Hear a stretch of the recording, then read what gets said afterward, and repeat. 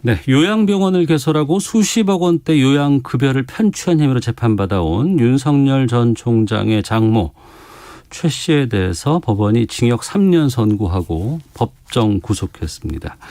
사회를 뜨겁게 달군 이슈를 다뤄보는 시간이죠. 양변의 이열지열에서 살펴보겠습니다. 양지열 변호사 나오셨습니다. 어서 오세요. 네, 안녕하세요. 실형 선고받고 법정 구속까지 된 상황인데 구체적으로 어떤 사건 때문이었는지를 좀 설명해 주세요.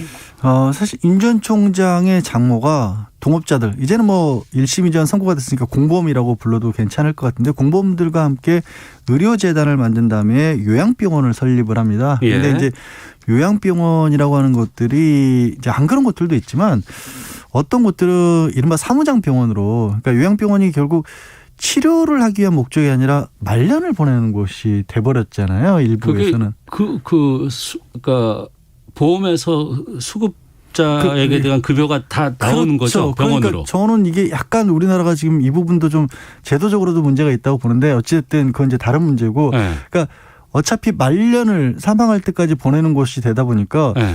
환자처럼 국민건강보험공단에서 요양급여가 지급이 되는 겁니다. 예. 그런데 이 말씀을 드린 이유는 뭐냐면, 특별한 치료라든가 어떤 뭐 변화무쌍한 여러 가지 의료 그 현장에 이 일이 필요한 게 아니라, 그냥 병원이니까 의사가 필요하긴 한데 사실상 일은 반자동으로 그냥 거의 고정적인 일로 돌아가는 그런 구조잖아요. 그러면 의료인이 아니더라도 요양병원을 세울 수가 있어요? 아니요. 의료인이 세워야 되는 건 맞습니다. 네. 그러니까 말씀드린 것처럼 다 그런 건 아니겠지만 일부에서는 형식적으로 의사가 있지만 네. 사실 운영은 이른바 사무장이 하면서 그냥 고정적으로 이 한 사람당 얼마씩의 요양급여가 국민건강보험공단 지급이 되니까 네. 이게 사업이 돼버리는 겁니다. 그런 병원을 만들었다라는 겁니다. 그런 병원을 만들어서, 근데 의사도 아니고 이익을, 원래 병원은 영리를 추구해서는 안 되는 거거든요. 안 되죠, 우리나라는. 그러니까 의사가 급여를 가져가고 뭐 직원들도 급여를 가져가고 그 병원의 운영과 새로운 어떤 기술을 위해서 투자라는 건 가능하지만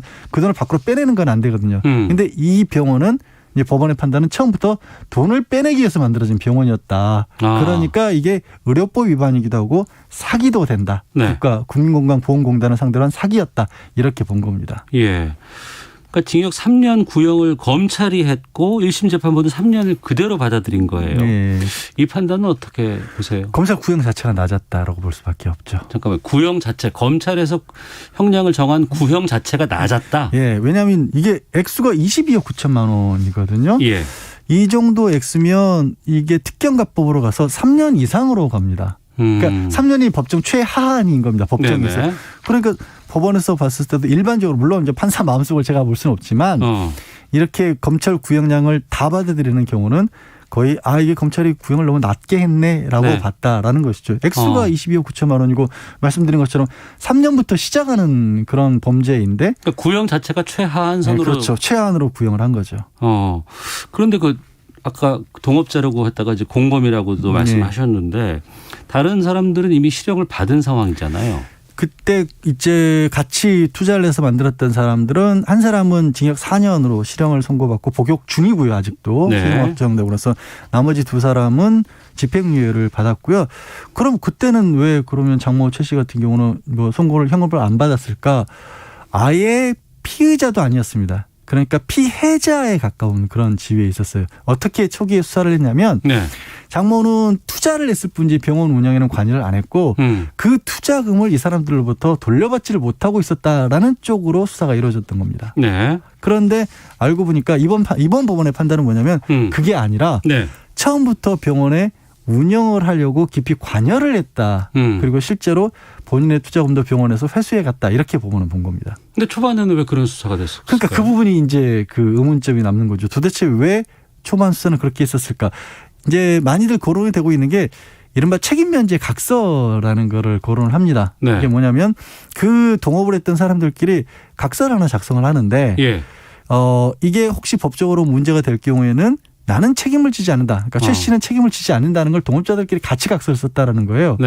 근데 이게 이상한 게, 아니 민사상 어떻게 보면 책임도 아니고 형사처벌 대상이 될지도 모를 만한 일인데 당사자들끼리 각서를 썼다고 이걸 면죄를 해줄 수 있나? 당연히 이상하지 않습니까? 그렇죠. 그런데 그때는 어쨌든 그것도 하나가 이유가 돼서 그 면죄 각서조차를 수사 상황에서 이거 면죄 각서가 있으니 이 사람은 빼도 되겠네라고 판단했단 말이에요. 그런 식의 그 판단의 하나의 증거가 된 건데요.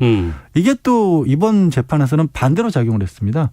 이번 재판부는 뭐라고 그러냐면 아니 이게 불법적이라는 것을 어느 정도 당사자들끼리 알고 있으니까 걸리면 한 사람은 빼주겠다고 당신들끼리 이 각서를 쓴 거 아니냐.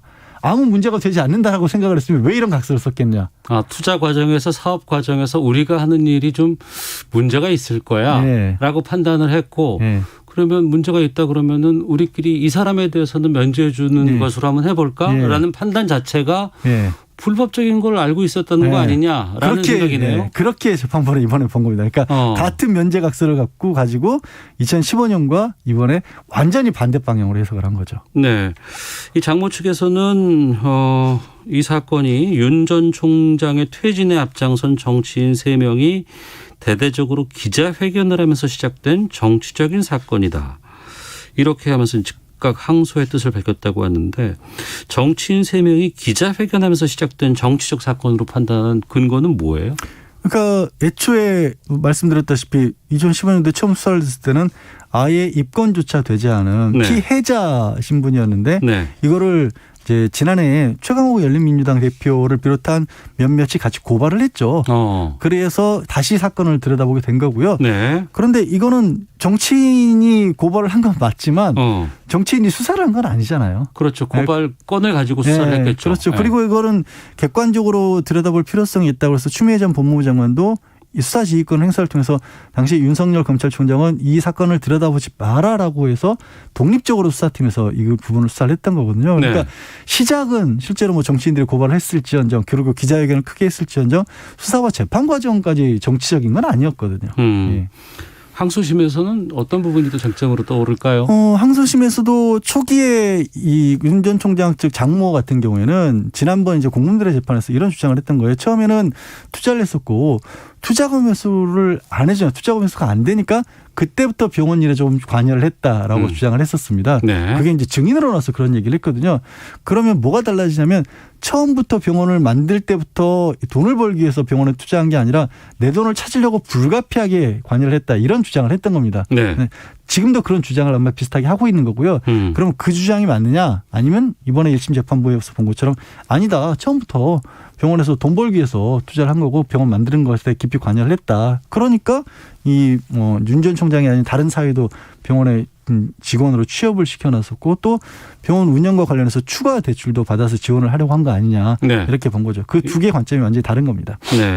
이 최모 씨와 소송을 벌였던 또 정모 씨라는 분이 있습니다.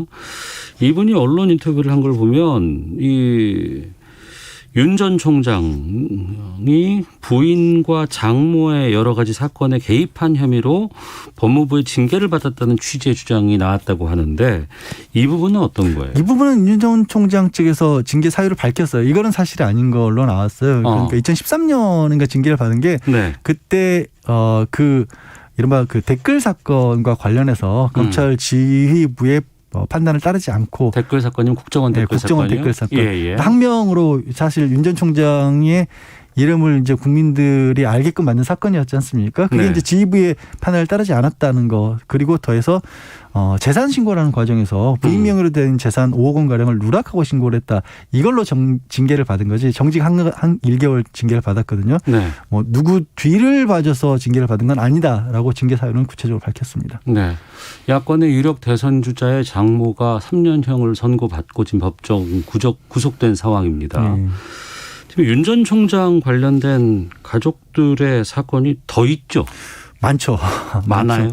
지금 당장 같은 법원에 지금 이번에 법정 구속을 한 같은 법원에 있는 것만 해도 동업자하고 함께 토지를 매입하는 과정에서 뭐 잔고 증명이 300억 원 이상의 잔고가 있는 것처럼 사문서를 위조한 혐의로도 재판을 받고 있거든요. 네. 거기서도 사문서 위조 사실 자체는 인정을 했어요. 근데 다만 목적이 그 동업한 사람이 다른 데 쓸 이유가 있다고 그래서 그냥 준 것이지 그 뭐 땅을 사는 데 있어서 사기를 치려고 한 건 아니다라고 주장을 하고 있거든요. 네. 어쨌든 그 부분이 지금 재판을 받고 있는 거고 또 그 부분과 관련해서 위조를 직접적으로 해준 사람은 이제 부인인 김건희 씨 회사의 직원이었거든요. 네.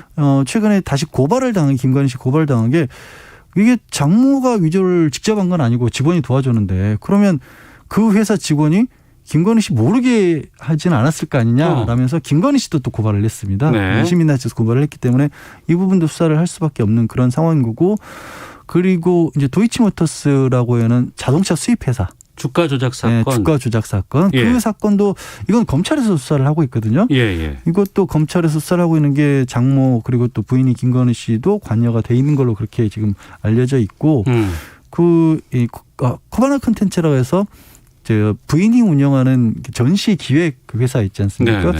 그 기획회사의 협찬을 받은 게 협찬이 갑작스럽게 늘어난 것도 혹시 윤석열 총장과 관련이 있는 게 아니냐. 네. 그래서 만약에 관련이 있다면 이것도 일종의 뇌물이다라는 수사도 지금 진행 중입니다. 이런 많은 수사 사건에 대해서 윤 전 총장 측에서는 지금 어떤 대응을 하고 있나요? 공식적인 대응은 하지 않고 있고요. 그러니까 딱 관여한 바가 없다라는 하나의 입장을 계속해서 유지를 하고 있습니다. 예. 그러니까 결국은 어떤 식으로 관여 여부가 드러나느냐 있었느냐 이게 아마 가장 큰 쟁점이 되지 않을까 싶습니다. 그러니까 이전에는 결혼 전에 있었던 사건들도 있고 네. 그 이후에 벌어진 사건도 있는 것 같고 어떤 거는 공소시효가 끝났다기도 하고 네. 어떤 건 또 아니다 남아있다 이러고 좀 복잡하고 뭔가 선명하게 진행된다는 느낌은 잘 들지는 않거든요. 근데 이제 지금 주로 오늘 다뤘던 법정 구속된 그 요양병원 사건만 해도 마찬가지로 어느 쪽 말이 맞는지 좀 왔다 갔다 했었는데 네. 재판 결과로 나오니까 선명하게 드러났잖아요. 다른 사건들도 곧 이제 재판 결과에 따라서 선명해지겠죠. 네. 그러면 지금 내년 3월이 대선인데 네. 이게 영향을 좀 끼칠까 어떻게 전망하세요? 말씀드린 것처럼 윤 전 총장의 직접적이든 간접적이든 어느 정도 관여가 있었느냐, 혹시 검사로서의 부적절한 영향력이 있었느냐 이런 것들 그리고 그런 것들이 없다고 할지라도 국민들이 보기에 만약에 가족이 저지른 범죄들이 실제로 드러나고 그게 검사 재직 시절에 있었던 거라고 한다면 네. 본인이 관여하지 않았더라도 또 도의적 책임을 물을 수도 있지 않습니까? 정치라고 하는 거는 이게 법하고는 또 다른 문제이기 때문에 그래서 그것이 얼마만큼이나 무겁고 중하게 드러나느냐에 따라서 선거에도 영향이 있겠죠. 선고가 된 건 이게 처음이었고 처음입니다. 그러면 여러 가지 사건들이 남아있다고 하는데 그 사건들도 내년 3월 대선 전에 선고가 될 가능성도 있어요? 가능성이 있습니다. 왜냐하면 말씀드린 것처럼 주가 조작 사건 같은 경우에도 거의 수사가 지금 완료 단계에 있는 것으로 그렇게 알려져 있고요. 예. 그리고 코바나 콘텐츠 같은 경우도 마찬가지 상황이죠. 그리고 사문서 위조건은 이미 재판이 진행 중이거든요. 네. 네, 그래서 그것도 곧 결론이 나올 것 같습니다. 알겠습니다. 이 상황은 좀 계속해서 지켜보도록 하고 또 후속된 내용들 나오면 또 살펴보도록 하겠습니다. 양변의 이열지열 양지열 변호사와 함께했습니다. 오늘 말씀 고맙습니다. 네, 고맙습니다. 예.